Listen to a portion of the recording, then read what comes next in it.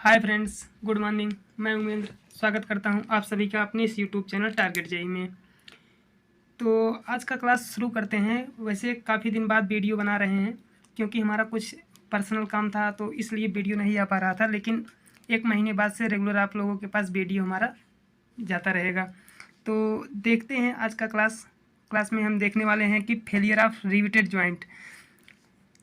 Riveted joint आप जानते ही हैं कि रिवेट क्या होता है। ये सब पिछली क्लास में हम बता चुके हैं आप लोगों को। तो रिवेट से आप लोग परिचित हैं। रिवेटेड जॉइंट से क्या होता है?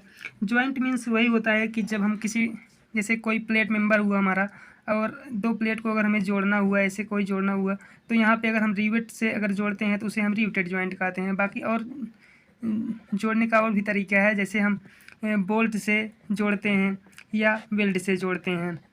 और बोल्ट कहाँ पे प्रयोग होता है? बोल्ट हमारा एलएसएम में यूज होता है, रिवेट हमारा डब्ल्यूएसएम में यूज होता है, वेल्ड जबकि दोनों में यूज होता है, डब्ल्यूएसएम और एलएसएम में।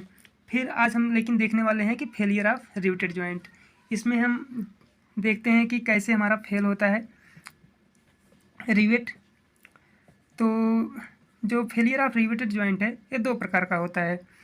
पहला है हमारा रिवेट फेलियर, दूसरा है प्लेट फेलियर। अब हम जो है रिवेटेड फेलियर में हम प्लेट फेलियर को कहाँ पढ़ रहे हैं, इसको भी हम अभी देखने वाले हैं। अब देखते हैं कि रिवेट फेलियर क्या होता है। रिवेट फेलियर में पहला हमारा है शियरिंग फेलियर ऑफ रिवेट, दूसरा है बियरिंग फेलियर ऑफ रिवेट। फिर उसके बाद हम नेक्स्ट देखते हैं प्लेट फेलियर में क्या क्या होता है कि टीयरिंग फेलियर ऑफ प्लेट हो गया, उसके बाद शियरिंग फेलियर ऑफ प्लेट हो गया, फिर स्प्लिटिंग फेलियर ऑफ प्लेट हो गया, फिर बियरिंग फेलियर ऑफ प्लेट हो गया। हम इसलिए इसमें प्लेट फेलियर को पढ़ते हैं क्योंकि अगर हमारा या तो रिवेट फेल हुआ या प्लेट फेल हुआ, हमारा कनेक्शन फेल होगा। जो ज्वाइंट हमारा बनेगा, जैसे हमारा कोई यहाँ पे कोई हमारा एक कनेक्शन है, यहाँ पे रिवेट लगा है कोई, अगर हमारा चाहे रिवेट फेल हो जाए चाहे प्लेट फेल हो जाए, कनेक्शन हमारा दोनों कंडीशन में फेल होगा। तो इसलिए हम इसमें प्लेट फेलियर को भी पढ़ते हैं। अब हम देखने वाले हैं कि शियरिंग फेलियर ऑफ रिवेट क्या होता है। शियरिंग फेलियर ऑफ रिवेट में हम देखने वाले हैं, देखते हैं कि कोई ऐसे हमारा रिवेट है, रिवेटेड कनेक्शन है, ये हमारा कोई एक प्लेट हुआ, ये हमारा कोई रिवेट है एक, ये हमारा कोई प्लेट है जो कनेक्ट है यहाँ पे। फिर उसके बाद इधर से भी ऐसे है, ऐसे दो प्लेट है हमारा, इसे पेरेंट प्लेट भी कहते हैं, पेरेंट मेंबर। और ये हमारा कोई रिवेट है। और अब हम रिवेट फेलियर में देखते हैं कि शियरिंग फेलियर ऑफ रिवेट क्या होता है। यहाँ से मान लीजिए कोई हमारा पी न्यूटन का लोड लग रहा है, पी न्यूटन का लोड लग रहा है। तो अब हम देखते हैं कि कैसे फेल होता है। जैसे ए हमारा मान लीजिए एक प्लेट है, दूसरा प्लेट ए है, तो अगर यहाँ से लोड लगाएंगे तो यहाँ पे जो हमारा जो कनेक्शन है, यहाँ पे दोनों प्लेट जहाँ पे सटे हैं रिवेटेड से, तो यहाँ पे हमारा जो है रिवेट फेल हो सकता है। जब इधर से पिन, इधर से लोड लगेगा और इधर से लोड लगेगा, तो दोनों कंडीशन में इस जगह से हमारा फेल हो सकता है। तो यही है हमारा जो यहाँ से फेल होगा, तो वही हमारा शियरिंग फेलियर ऑफ रिवेट है। अब यहाँ पे स्ट्रेस कितना डेवलप होगा ये हम कंसीडर देखते हैं, कैलकुलेशन करते हैं कि यहाँ पे हमारा जो हमारा एरिया होगा, अगर हमें स्ट्रेस निकालना है, यहाँ पे शियरिंग स्ट्रेस यहाँ पे लिख सकते हैं, शियरिंग स्ट्रेस तो क्या होता है हमारा लोड अपॉन एरिया होता है। और यहाँ पे क्या कौन सी एरिया है हमारा? Projected area. Projected area means क्या होता है? इसका क्रॉस सेक्शनल एरिया कितना है? π/4। और इसका मान लीजिए अगर डायक नहीं दिया गया है तो हम 5 मान सकते हैं, तो 5²। ये हमारा हुआ शियरिंग स्ट्रेस। हाँ, तो फिर हम नेक्स्ट देखते हैं दूसरा पॉइंट हमारा जो है बियरिंग फेलियर ऑफ रिवेट है। बियरिंग फेलियर ऑफ रिवेट, इसे देखते हैं ये क्या होता है। जैसे मान लीजिए कि कोई हमारा दो प्लेट अब भी है, और हाँ इसमें थोड़ा सा एक कंडीशन और है कि ये मतलब अगर हमारा दो प्लेट अगर एक दूसरे से जुड़े हैं तब के लिए, अगर एक प्लेट और यहाँ पे जुड़ जा रहा है मान लीजिए, तो हमारा रिवेट अगर हमारा इतना बड़ा हो सकता है लग जाए, यहाँ तक, तो हमारा 2 प्रोजेक्टेड एरिया है, यहाँ पे 2 क्रॉस सेक्शनल एरिया, तो यहाँ पे ये नंबर का गुणा कर देंगे। मीन्स अगर जितना प्लेट रहेगा, जितना प्रोजेक्टेड एरिया रहेगा, उतना हमारा यहाँ पे मल्टीप्लाई होगा। तो यहाँ पे 2 का मल्टीप्लाई कर सकते हैं। फिर उसके बाद नेक्स्ट पॉइंट हम देखते हैं कि बियरिंग फेलियर ऑफ रिवेट। ये क्या होता है? बियरिंग फेलियर, जैसे मान लीजिए कोई 2 प्लेट है हमारा और फिर उसके बाद किसी रिवेट से जुड़ा है।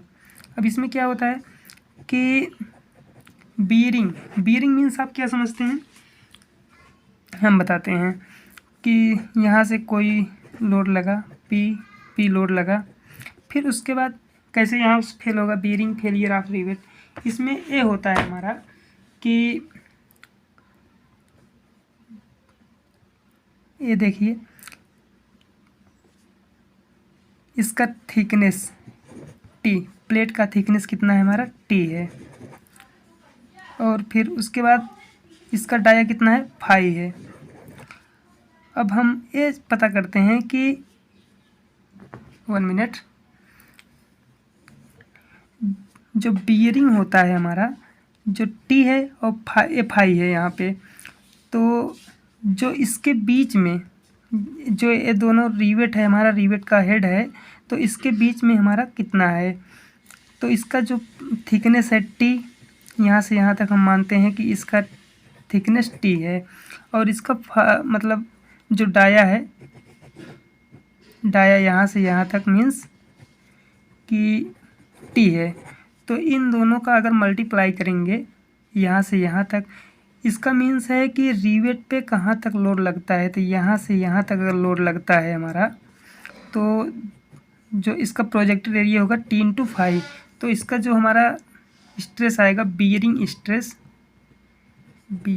स्ट्रेस आएगा, ये हमारा कितना हो जाएगा, पी लोड लगा था, उसके बाद यहाँ तक के लोड के लिए हमें आएगा 5/T, ये हमारा हुआ स्ट्रेस, बियरिंग स्ट्रेस। अब हम नेक्स्ट देखते हैं थर्ड पॉइंट पे कि टियरिंग फेलियर ऑफ प्लेट क्या होता है।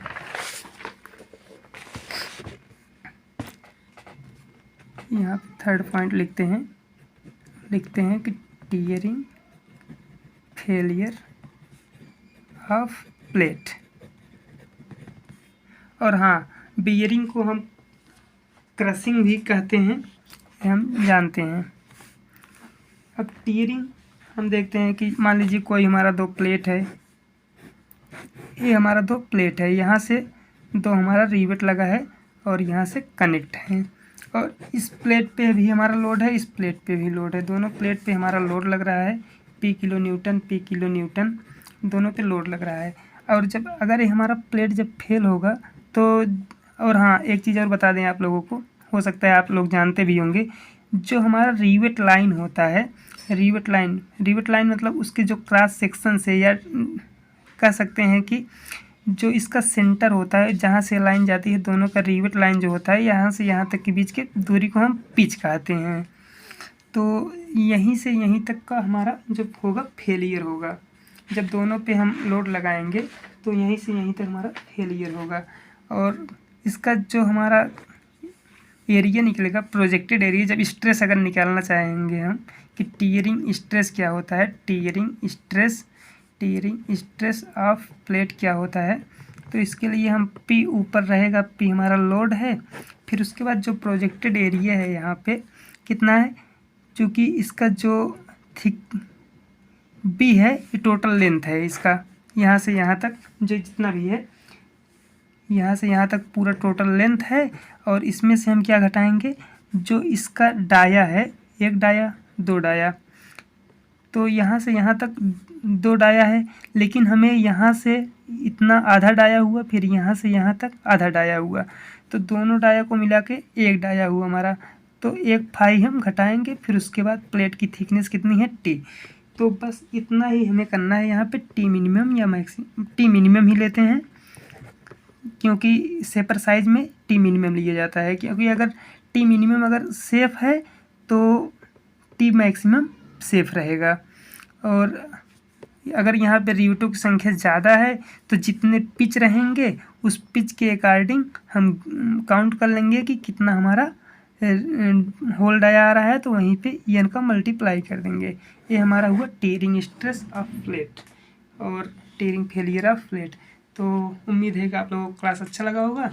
अगर अच्छा लगा है तो वीडियो को लाइक शेयर सब्सक्राइब करिएगा। थैंक यू, तब तक के लिए धन्यवाद।